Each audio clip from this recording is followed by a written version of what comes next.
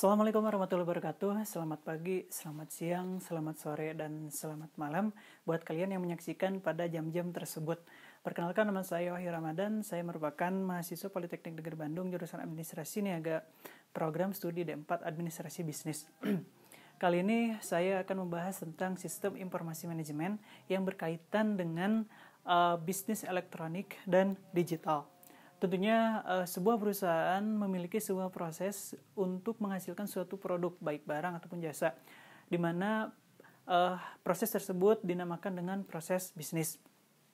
Tentunya dalam suatu proses bisnis melibatkan banyak elemen atau stakeholder, dari mulai pelanggan, kemudian supplier, kemudian pemasok, dan lain-lain.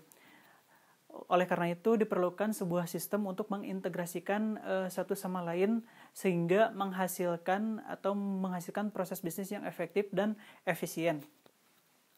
Sistem informasi mengotomatisasi dan mengintegrasikan seluruh sistem dalam berbagai bidang seperti administrasi, keuangan, pemasaran, atau bidang lainnya. Kemudian lahirlah sebuah sistem yang ada pada level manajemen ataupun sebuah sistem informasi untuk menyatukan atau mengintegrasikan beberapa sistem yang ada di perusahaan. Seperti sistem informasi dalam beberapa level manajemen. Yang pertama, lahirlah sistem informasi atau sistem pemrosesan transaksi untuk manajemen operasional. Yang kedua, adanya sistem informasi manajemen untuk membantu level manajemen menengah. Kemudian yang ketiga, ada sistem pendukung pengambilan keputusan, yaitu sistem informasi yang digunakan untuk membantu para manajer untuk mengambil keputusan-keputusan yang strategis. Sedangkan untuk menghubungkan perusahaan, lahirlah sebuah sistem. Yang pertama, sistem manajemen rantai pasokan, yaitu untuk mengelola yang berhubungan dengan pemasok, distributor, dan lain-lain. Yang kedua, sistem manajemen pengetahuan, yaitu yang digunakan perusahaan untuk mengelola data atau informasi yang mereka terima untuk dijadikan sebuah keputusan-keputusan yang strategis.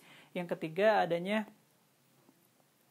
sistem manajemen hubungan pelanggan yang digunakan untuk mengelola hubungan dengan pelanggan, baik penjualan, pemasaran, pelayanan, sehingga akan menghasilkan pendapatan-pendapatan yang lebih maksimal dan mempertahankan pelanggan yang sudah ada. Kemudian perkembangan teknologi yang terus meningkat, salah satunya dengan adanya internet, tentunya lebih memudahkan lagi perusahaan dalam menjalankan bisnisnya, yang mengubah hubungan antara perusahaan dengan para stakeholdernya menjadi digital. Salah satunya lahirlah kemudian yang dinamakan dengan e-bisnis atau bisnis elektronik. Yang apa itu bisnis elektronik? Yaitu penggunaan teknologi informasi untuk menjalankan proses bisnis suatu perusahaan. Yang kedua, ada yang namanya e-commerce atau toko elektronik seperti Lazada, Shopee, kemudian Tokopedia, Blibli, atau perusahaan-perusahaan e-commerce lainnya. Apa itu e-commerce?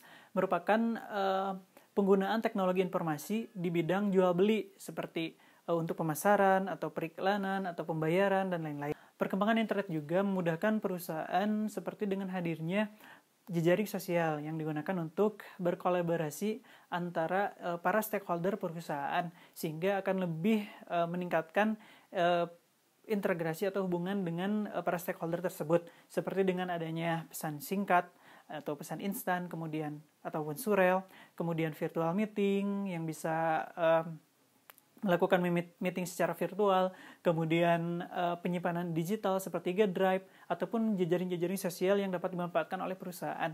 Tentunya semua perangkat tersebut dapat dilihat ataupun digunakan oleh perusahaan secara baik dengan keputusan-keputusan tertentu, dengan pertimbangan tertentu. Lalu siapa yang bertanggung jawab terhadap sistem informasi dalam perusahaan? Yang pertama, programmer. Yang kedua, analis sistem.